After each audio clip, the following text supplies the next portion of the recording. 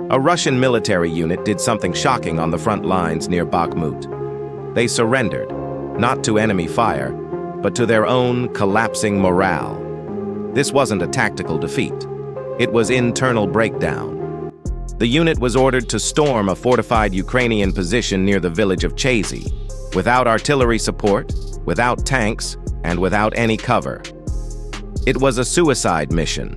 When the platoon commander gave the order, his troops refused. He threatened to shoot any soldier who disobeyed, but instead of falling in line, they turned on him. The commander was shot and killed by his own men. Now leaderless and unable to retreat, they made a decision that shocked even the Ukrainian defenders. They raised a white flag and surrendered. This wasn't an isolated case. According to Ukrainian intelligence, Russian forces are suffering from an epidemic of low morale. Entire units are refusing orders. Some are deserting. Others are simply vanishing from the battlefield. To deal with the crisis, Russia has deployed military police, not against the enemy, but against its own troops. Their job: hunt down deserters, restore discipline, and suppress signs of rebellion. But it may be too late. The war has dragged on far longer than expected.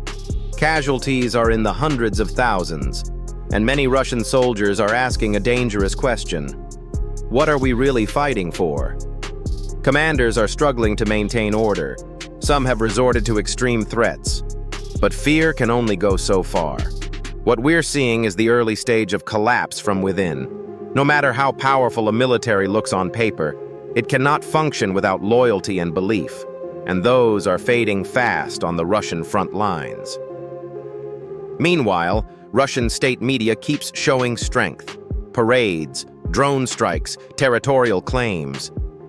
But behind the curtain, there's a different war taking place. One of confusion, fatigue, and growing defiance. This internal unraveling is a bigger threat than any NATO weapon. Because when soldiers stop obeying, the war machine grinds to a halt. The Chasy surrender is just one example, but it's a symbol of something larger. When a unit shoots its own commander and gives up the fight, that's not just a breakdown in discipline. That's the beginning of collapse. Russia may still have weapons. It may still hold territory. But it's losing something far more important: the will of its own soldiers. And in any war, once that's gone, victory becomes impossible.